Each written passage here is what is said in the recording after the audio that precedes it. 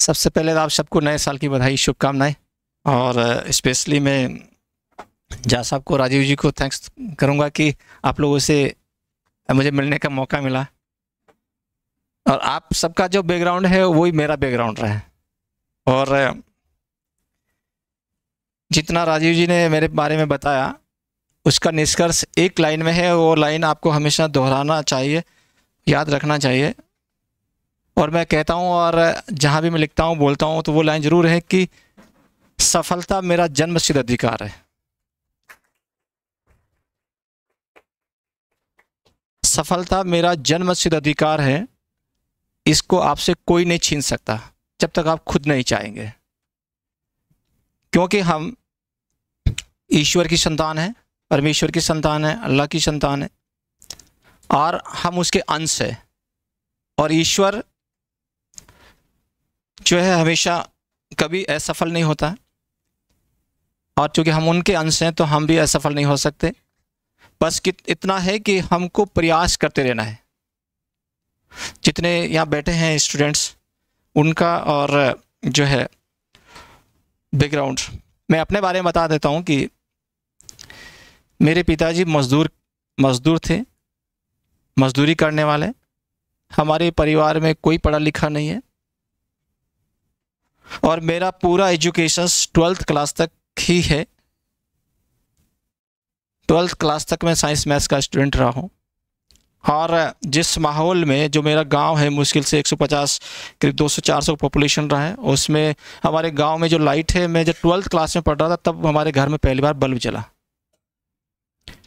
तो ये जो चुनौती है, ये कठिनाई नहीं कहते हैं इसको, मतलब वो चीज़ नहीं है, मैं उसको चुनौती मानता हूँ कि जितना चुनौती होता है उतना ही आपको मजबूत बनाते हैं। इसलिए आपको जो यहाँ बैठे हैं, किसी के मन में ये इन्फीरियरिटी कॉम्प्लेक्स नहीं आना चाहिए कि मैं गरीब हूँ, मेरे पिताजी रिक्शा खींचते हैं, मजदूरी करते हैं या दूसरा काम करते हैं, किसी के झाड़ू पोछा करते हैं। उससे आपके कैरियर का, आपकी सफलता का कोई संबंध नहीं है, उससे कोई संबंध नहीं है। आप ये दिमाग से निकाल देना चाहिए। और आपके सामने ये सबसे बड़ा उदाहरण है डॉक्टर बाबा साहब अम्बेडकर। तो जब भी आप जिंदगी में लगता है कि अब सब कुछ खो चुके हैं, हमारे पास कुछ नहीं है, मैं कुछ नहीं कर सकता, मुझे ज़िंदगी क्विट कर देना चाहिए, मैं सफल नहीं हो सकता हूँ, तब आप डॉक्टर बाबा साहब अम्बेडकर की जीवनी को जरूर पढ़िए। उस इंसान से ज़्यादा संघर्ष किसी ने नहीं किया। और मैं आपसे सजेस्ट करना चाहूँगा कि हमेशा, स्पेशली जो इस बैकग्राउंड से आते हैं, मेरे जैसे बैकग्राउंड से, आप जैसे बैकग्राउंड्स को, उन लोगों को, उन महापुरुषों की जीवनी पढ़ना चाहिए जो अपने दम पे इस दुनिया को बदला है, अपने दम से आगे बढ़े। चाहे बाबा साहब अम्बेडकर हो, चाहे नेल्सन मंडेला हो, चाहे अब्राहम लिंकन हो, चाहे हमारे शास्त्री जी हो, चाहे पीजे अब्दुल कलाम साहब हो, बहुत सारे एग्जाम्पल है जिन्होंने इतिहास रचा है और अपने मेहनत के दम पे वो आगे पहुँचे हैं। जब हमारे सामने उदाहरण है तो फिर हम क्यों नहीं कर सकते? यदि हमारे सामने कोई उदाहरण नहीं होता तो लगता है कि हम नहीं कर सकते। बस ये है कि आपको एक अपने आप को संभाल करके कि मैं कर सकता हूं, वो रहना चाहिए, हिम्मत नहीं हारना चाहिए। जब तक आपको दोनों समय खाने को मिलता है तब तक आप दुनिया को जीत सकते हैं। पेट भरा रहेगा तो आप कुछ भी कर सकते हैं। तो जब आपको राजीव जी जैसे इंसान आपको इतनी अच्छी छत दिए, कुर्सी दिए बैठने को, इतना माहौल दिया पढ़ने को, तो मुझे नहीं लगता है कि अब भी आप लोग नहीं कर पा रहे हैं तो आप किसी सिस्टम को दोष नहीं दे सकते, किसी माता पिता को दोष नहीं दे सकते। यदि कमी होगी तो आप में होगी। बस ये कि आपका फोकस होना चाहिए। आपको चुनौतियां तो आएगी, स्ट्रगल तो करना पड़ेगा। ऐसा कोई इंसान नहीं होगा जो चुनौतियों का सामना नहीं कर। बहुत सारी चुनौतियां हो सकता है कि हाँ, आपको ईश्वर ने दे दिया होगा, प्राकृतिक रूप से आ गया, समाज भी चुनौती खड़ा करेगा, बहुत सारा है। ऐसा कोई लाइफ में इतना आसान तो नहीं है। यदि इतने आसान होता तो हर आदमी जो है सब उसको अचीव कर लेता। लेकिन ये भी है कि जितना संघर्ष होगा, जितना टफ होगा, उतनी सफलता का एक आनंद आएगा। कहते हैं कि आप दो तरह का देखिएगा। मैं आपको एग्जांपल देता हूँ। एक, आपका घर में एक कि बगीचे में एक पौधा लगा हुआ है फूल वाला, और एक पहाड़ के ऊपर चट्टान के बीच में एक जो है पेड़ निकलता है। जब आंधी तूफान आती है, जब तेज धूप पड़ती है, तो हमारे गमले, जो घर के आंगन में जो पेड़ लगा है या रोड के किनारे जो पेड़ लगा है, वो उखड़ जाता है। लेकिन जो पहाड़ों के बीच, चट्टानों के बीच जो अपने शुरुआत से ही जब बीज था, तब से लेकर के चट्टान को तोड़ते हुए आगे बढ़ा, ऊपर तक आया, वो कभी नहीं उखड़ता है। उखड़ता है, देखना आप, कभी नहीं उखड़ेगा। जो रोड के किनारे बहुत बड़ा भी हो, वट वृक्ष, वो भी उखड़ जाएगा, लेकिन चट्टानों के बीच जो बीज जो है पेड़ बना है, वो कभी नहीं उखड़ता। कहने का मतलब है कि जितना हमारा स्ट्रगल है, जितनी हम चुनौतियों के पार करके आए हैं, आप जब आगे बढ़ेंगे, बहुत सारी चुनौतियां, कठिनाई आएगी, आप टूटेंगे नहीं। अभी आप देखेंगे, आप पढ़ते भी, न्यूज़पेपर पढ़ते होंगे कि हमारे बहुत सारे जो युवा है, जो बच्चे हैं, जो ज़िंदगी को बहुत जल्दी क्विट कर देते हैं। वो लोग होते हैं जो कह सकते हैं कि चांदी की चम्मच से खाते हैं, और जिनका मतलब कोई भी कंफर्ट्स में कमी नहीं होती है। लेकिन जो सड़क के किनारे पलता है, जो जिसके मदर फादर मेहनत करके कमाते हैं, मुझे नहीं लगता है कि वो लोग ज़िंदगी को क्विट करते हैं। उनको पता है स्ट्रगल तो करना ही है, लाइफ को करना ही है, तो वो इसलिए आपको कभी भी, और चूँकि साधारण बैकग्राउंड के जो लोग होते हैं, बच्चे होते हैं, उनमें बहुत जिजीविसा होती है, वो इतना जल्दी हिम्मत नहीं हारते हैं, वो कर सकते हैं। तो आपको भी इस चीज़ पे फोकस करना चाहिए कि हम कर सकते हैं। दूसरी बात, में हमेशा जो मेरा अपना लाइफ का सिद्धांत रहा है कि हमारे पास खोने को कुछ नहीं है, कुछ भी खोने को नहीं, हमारे पास पाने को, पूरी दुनिया में हम पाने के लिए है, पा सकते हैं, कुछ भी होने के लिए। जब मैं अपना उदाहरण देता हूं कि मैं एक बिल्कुल साधारण बैकग्राउंड से निकल करके, जैसे मैं पहले टीचर रहा, 6 साल टीचर रहा, फिर सेल्टर इंस्पेक्टर रहा, फिर तहसीलदार रहा, APS बना, और जैसा ये अपने जो स्टोरी जो शेयर किया था, उसके अलावा भी मैं आपको बता देता हूँ कि मैं जब जब राजस्थान PSC का सिलेक्शन जब एग्ज़ाम दिया था, उस समय मेरा मेरिट के हिसाब से मुझे DYSP सेलेक्ट होना था, मेरिट के हिसाब से। आज मैं डिस्क्लोज कर रहा हूँ पहली बार। लेकिन आपका, चूंकि आपका पीछे कोई बैकग्राउंड नहीं है, पता है कि एक कोई इसमें से जो लोग हैं, इसमें से कौन कमज़ोर है जिसको हम बाहर करके आ सकते हैं, तो उसमें ही एक जो है एक सीनियर ऑफिसर्स जो है के कारण से वो मेडिकल बोर्ड में क्या करता है मुझे पता नहीं, मुझे मेडिकली अनफिट कर देते हैं कि इनकी हाइट कम है, और मुझे एक लेटर मिलता है, वो लेटर मेरे पास है, you are unfit for RPS due to sub standard height, और मुझे DYSP RPS नहीं मिल के मुझे तहसीलदार की सेवा दे देते हैं। और वो लेटर भी मुझे तब देते हैं जब सब लोग ज्वाइन कर चुके होते हैं। आपको कोई मौका नहीं है कि आप कहीं जा करके अपना रिक्वेस्ट कर सकें। लेकिन हम तो ऐसी मिट्टी से बन के आए हैं, ऐसी मिट्टी खाए हैं, तो क्या फ़र्क पड़ता है। मेरा यही था, ठीक है, हम कुछ नहीं थे, जीरो थे, सेल्टर इंस्पेक्टर बने, तहसीलदार बन गए, क्या इसमें क्या दिक्कत, ठीक है, कर दिए होंगे, क्या होगा तो बाहर, इससे अपने को कोई फ़र्क नहीं पड़ता। लेकिन आप देखिए, उसी साल मैं वापस UPSC देता हूँ, UPSC देने के बाद मैं IPS में सेलेक्ट हो जाता हूँ। एक साल के अंदर जिन लोगों ने मुझे RPS DYSP के लिए अनफिट किया था, और मैं एक ही साल में IPS बन जाता हूँ। मेरा बैचमेट आज भी एडिशनल SP है, और मैं आपके सामने एज ए IG खड़ा हूँ।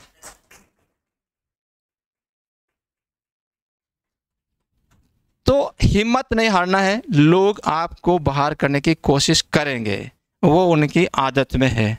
आपको, जैसे बुद्ध बोलते हैं कि अपो दीपो भव, अपना दीपक खुद बनिए। आपको किसी की ज़रूरत नहीं है, आपको हिम्मत रखना। जिस दिन आप हिम्मत हार गए तो आपको कोई भी आगे नहीं बढ़ा सकता। इसलिए हिम्मत रखना है, धैर्य के साथ चलना है। असफलताएं छोटी मोटी आपको जो है पीछे करती रहेगी, लेकिन हिम्मत नहीं हारना है।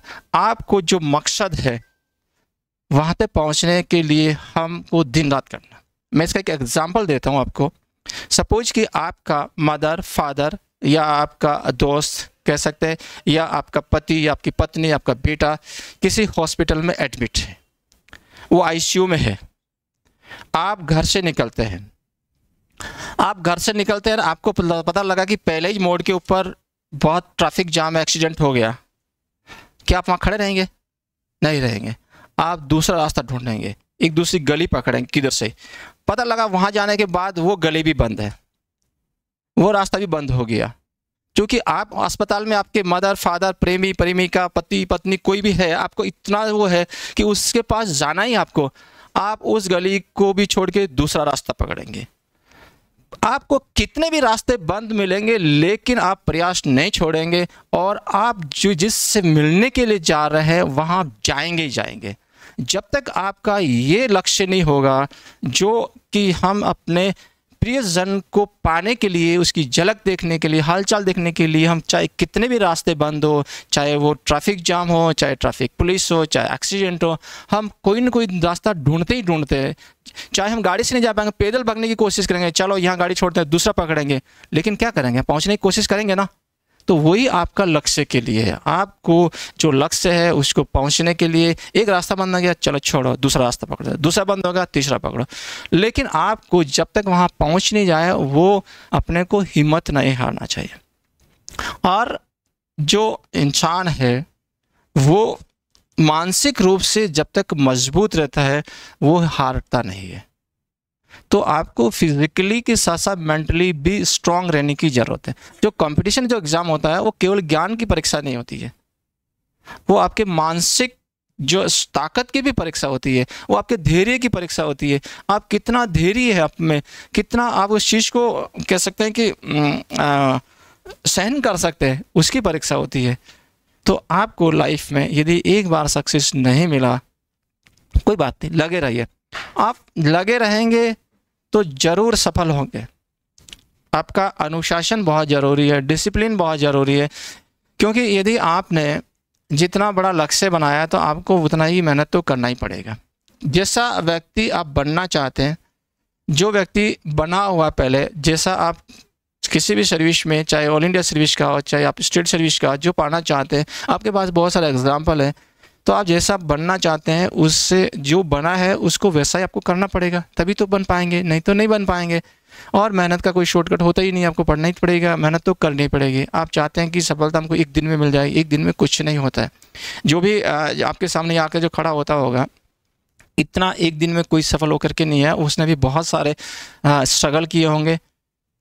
केवल हम उसका ऊपर की चीज़ों को देखते हैं कि जो आदमी यहाँ खड़ा है वो ऐसे ही आ गया होगा, ऐसा नहीं है। मेहनत तो अपने को करनी पड़ेगी, और मेहनत के का कोई शॉर्टकट भी नहीं है। आप करते रहेंगे, धैर्य आपको रखने की ज़रूरत होगी। दूसरा, जो अनुशासन की मैं जो बात कर रहा हूँ, हमारा अनुशासन हमारे दिन की शुरुआत से होता है। हम में से, आप में से कितने लोग हैं जो उगते हुए सूरज को देखते हैं?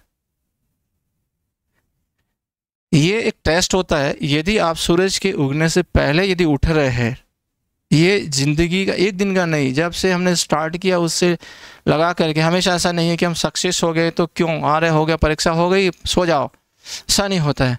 मेरा आपसे रिक्वेस्ट है कि आपको डेली अपना जो है उठने का जो है वो रूटीन जो है वहाँ से स्टार्ट होता है।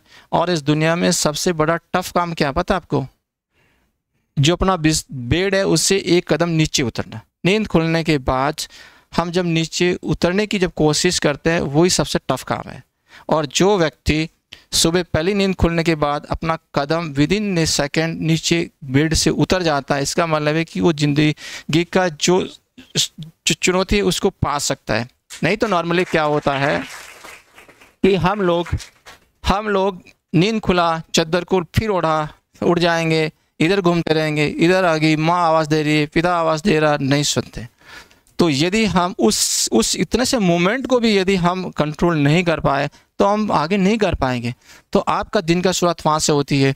उसके बाद क्या आप उठने के बाद आपकी चद्दर या कंबल क्या आपकी माँ के समेटती है या आप ही समेटते हैं? ये बहुत छोटा काम है, लेकिन ये आपके डिसिप्लिन का बहुत बड़ा हिस्सा है।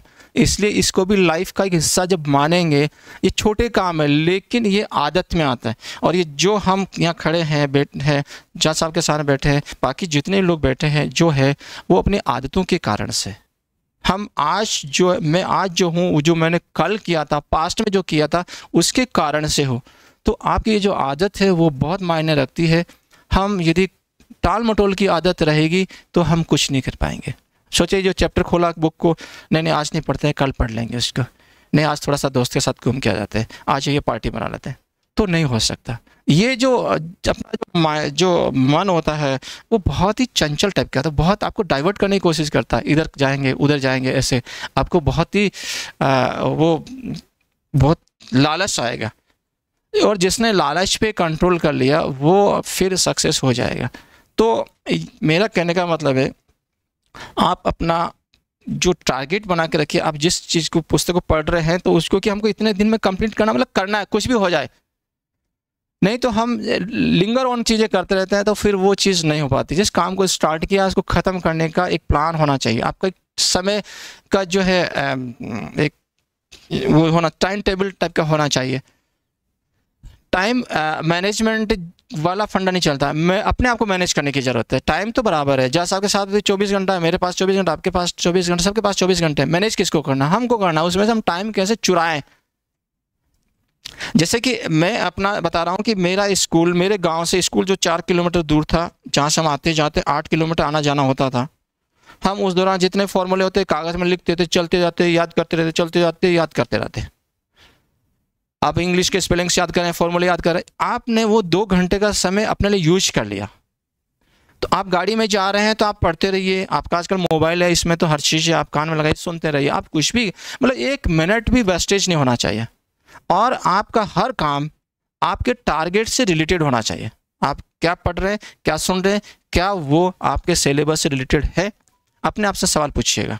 यदि आपको लगता है कि मैं जो सुन रहा हूँ, पढ़ रहा हूँ, मेरा सिलेबस से कोई रिलेटेड नहीं है, मेरी ज़िंदगी का इससे कोई संबंध नहीं है, आप कृपया उसको तुरंत छोड़ दीजिए।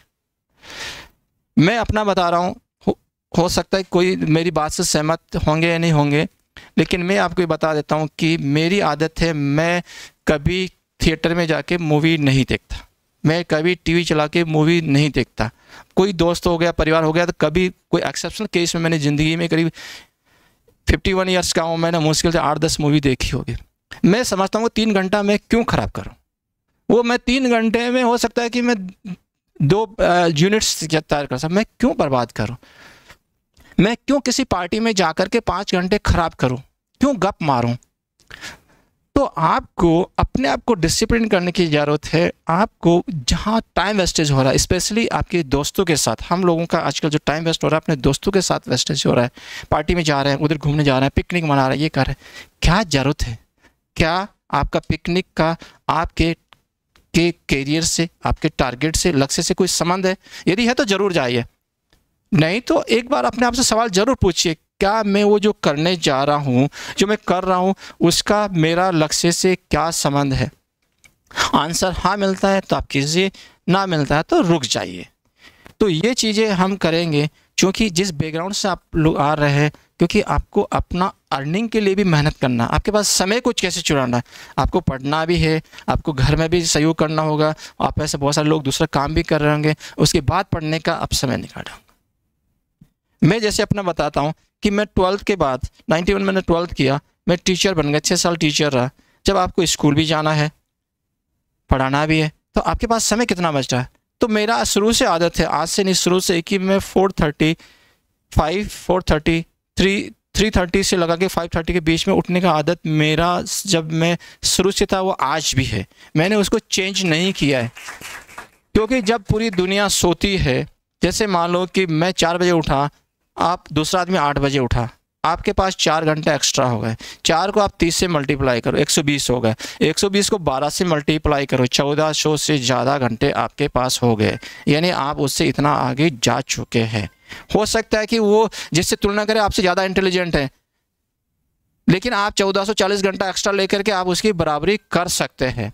तो आपको अपने आप को मैनेज करने की ज़रूरत है, स्पेशली जो समय को देख करके आप उठने का, करने का, ये चीज़ें मैनेज करने की बहुत ज़रूरत है। यदि ये कर लेंगे तो आप को सक्सेस होने से कोई नहीं रोक सकता, क्योंकि मैंने पहले ही बार बोला है कि सफलता आपका जन्म सिद्ध अधिकार है, उससे आपसे कोई नहीं छीन सकता जब तक आप खुद नहीं चाहेंगे। तो वो चीज़ें हैं। दूसरा मेरा कहने का मतलब है कि आपकी संगति बहुत मायने रखती है।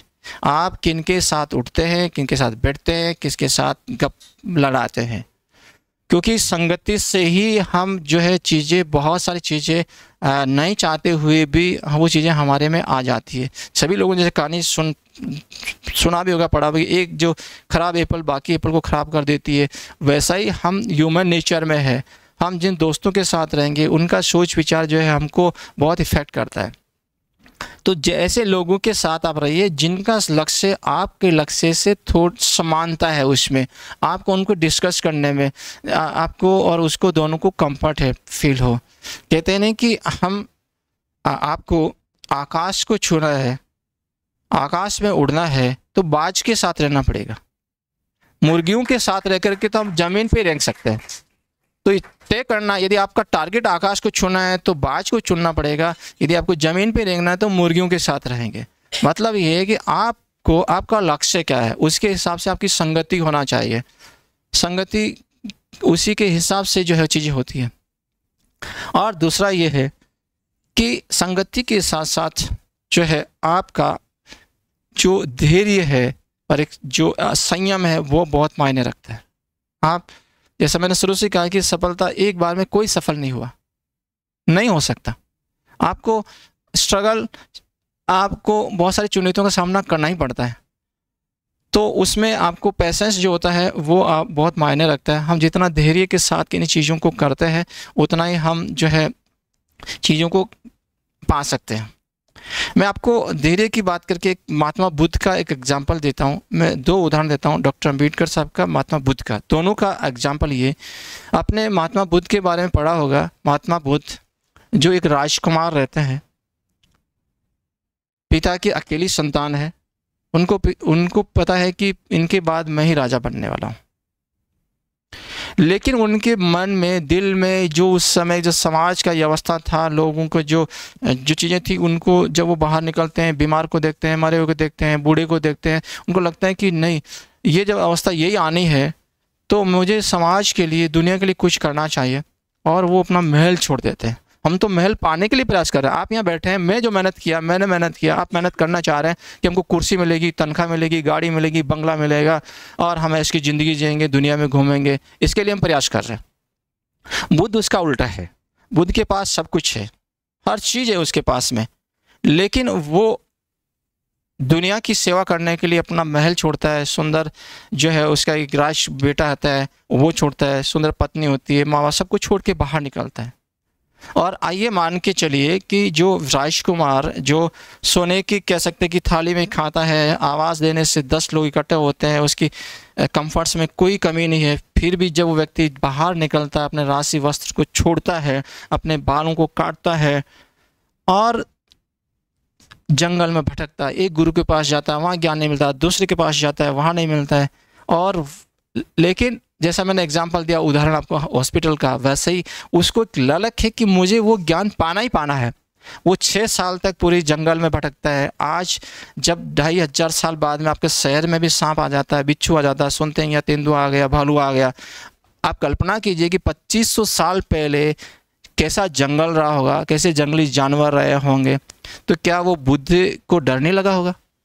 जब वो भिक्षा मांग के खा रहा तो क्या उसके मन में नहीं आया कि जब मैं महल में था तो सोने के थाल में मुझे खाना खिलाने के लिए और छप्पन भोग खा रहा था? आया तो हो गई, लेकिन इन चीज़ों को उसने त्याग किया। उसका उस भोजन में, उस कंफर्ट में उसका नज़र नहीं था। उसका नज़र था, उसका टारगेट था कि मुझे वो ज्ञान पाना है जो मैं इस दुनिया को दे सकूं। और 6 साल तक आदमी भटकता है। कहने का मेरा मतलब यह है कि चुनौतियां तो आएगी, लेकिन आपको डिगना नहीं है। हमारा तो जो पालन पोषण या जिस बैकग्राउंड से आया, हम लोगों को तो ज़्यादा फर्क नहीं पड़ना चाहिए, लेकिन जो जिस माहौल से आया उसके बावजूद जो व्यक्ति, जो महापुरुष हिम्मत नहीं हारता है और वो अपने लक्ष्य को पाने के लिए हमेशा उसके तत्पर रहता है। 6 साल बाद उसको ज्ञान की प्राप्ति होती है। और ऐसा नहीं ज्ञान मिल गया तो चलो अब फिर अपन महल में चलते हैं, वो वापस महल में नहीं लौटता है। वो 50 साल तक अपने ज्ञान को लोगों में बांटता है, भीख मांग के खाता है, घर घर जाके मांगता। आज भी हमारे सामने घर में कोई मांगने के लिए आता है तो हमको दूध का, अरे जाता हूँ, इतना हट्टे कट्टे कमा के क्यों नहीं खाते, ऐसा क्यों नहीं करते, कितना उसको ताने सुनाते हैं क्या बुद्ध को नहीं सुनाए होंगे? क्या बुद्ध पर जिस विचारधारा के बुद्ध थे, जिस विचारधारा के खिलाफ वो काम कर रहे थे, क्या उस विचारधारा के लोगों ने उस पर अटैक नहीं किया होगा? जरूर किया होगा। तो क्या हिम्मत हार गए? वो नहीं हारे। जब एक राजकुमार इतना कंफर्ट रहने वाले हिम्मत नहीं हारते, तो आप हिम्मत क्यों हार रहे हैं? आपको हिम्मत नहीं हारना चाहिए। इसलिए मैं बोलता हूँ कि जब भी आपको लगता है कि अब कुछ नहीं है, अब मैं कुछ नहीं पा सकता, आप बुद्ध को याद कीजिए, आज अम्बेडकर को याद कीजिए, आप APJ अब्दुल कलाम को याद कीजिए, आप शास्त्री जी को याद कीजिए, आप नेल्सन मंडेला को याद कीजिए, अब्राहम लिंकन को याद कीजिए। आपका हिम्मत वापस लौट के आएगा। नहीं, जब वो कर सकते हैं तो मैं क्यों नहीं कर सकता? और आप कर सकते हैं। ये ज़रूरी, ये आपको धैर्य के साथ करने की ज़रूरत है, डिसिप्लिन के साथ, अपने आप को मैनेज करने के साथ। और साथ ही ये है कि आपको कभी भी हिम्मत नहीं हारना है। मैं लास्ट में भी ये कह रहा हूँ, और लगे रहना है। आपका फोकस जो है वो फोकस बना रहना चाहिए। जिस चीज़ को आप अचीव करना चाहते हैं वो हटना नहीं चाहिए। अभी जो समय है कॉम्पिटिटिव एग्ज़ाम, जो जिस तरह का कंपटीशन दुनिया में है, वो अर्जुन वाला आँख में जो कहते हैं कि अर्जुन को बोला कि तुमको क्या दिखाई देता है, तो बोला कि मुझे मछली की आँख दिखाई देती है। अब आपको मछली की आँख नहीं, आपको आँख के अंदर जो पुतली है उसको देखने की ज़रूरत है। स्पेसिफिक टारगेट की ज़रूरत है। आपको बहुत बड़ा टारगेट नहीं, उससे भी आपको और उस टारगेट को बहुत शॉर्ट आउट करके करने की ज़रूरत है कि मुझे यही करना है। और सबके लिए जितना भी आप जो अचीव करना चाह रहे हैं उसके लिए शरीर जो है वो स्वस्थ रहना ज़रूरी है। आप स्वस्थ हैं तो ही आप कुछ कर सकते हैं। यदि आप बीमार होंगे तो पढ़ने मन लगेगा, न आप ड्यूटी कर सकते हैं, न पढ़ सकते हैं, न पारिवारिक दायित्व का पूरा कर सकते हैं। इसलिए शरीर को स्वस्थ रखने के लिए इसको भी कुछ चीज़ों की ज़रूरत है। खाने के साथ साथ इसको फिजिकल एक्टिविटी की भी ज़रूरत है। इस शरीर को स्वस्थ रखने के लिए वही चीज़ खाइए जो खाने के लायक है, वही चीज़ पीना चाहिए जो पीने के लायक है। जो चीज़ें शरीर को नुकसान करती है उन चीज़ों से दूर रहने की ज़रूरत है। किसी भी प्रकार का नशा हो, स्मोकिंग हो, या जो भी चीज़ें, उससे आप जितना दूर रहेंगे उतना ही ठीक रहेगा। तो शरीर को आप स्वस्थ रखिए, और इसको स्वस्थ रखने से ही आप चीज़ों को अचीव कर सकते हैं। ये शरीर जो है, हो सकता है बहुत सारे लोग बोलते हैं शरीर में क्या रखा है। मेरा कहना है कि शरीर में ही रखा है। ये शरीर ही है जिसके माध्यम से हम अपने पारिवारिक दायित्व को पूरा करते हैं, हम अपने जो दूसरी ड्यूटीज उसको पूरा करते हैं, हम अपने लक्ष्य को पाने के लिए करते हैं। जब शरीर नहीं होगा तो हम कैसे पाएंगे? तो इसका ख्याल रखने की ज़रूरत है। जितना आप इस बॉडी का, शरीर का ध्यान रखेंगे उतना ही आप आगे बढ़ पाएंगे, कर पाएंगे। तो इस पर भी आपको ध्यान देने की ज़रूरत है।